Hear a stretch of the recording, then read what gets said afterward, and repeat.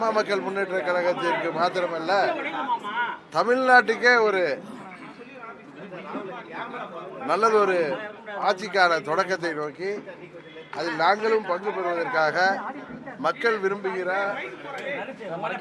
ஒரு நல்லாட்சியை தமிழ்நாட்டில் உருவாக்குவதற்கான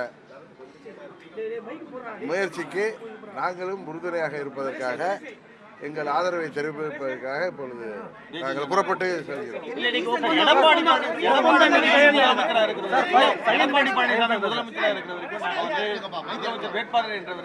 இதெல்லாம் நான் உங்களுக்கு 11 மணிக்கு மேல பேசுறேன்.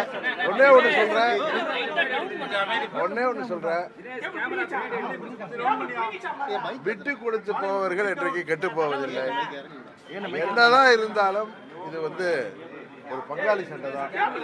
எங்களுக்குள்ள சண்டையை நாங்கள் இன்னா செய்தாரை ஒருத்தல் அவர்தான நன்னயம் செய்து விடல்னு சொல்லி ஏற்கனவே பொதுக்குழுவிலே நான் சொன்னேன்.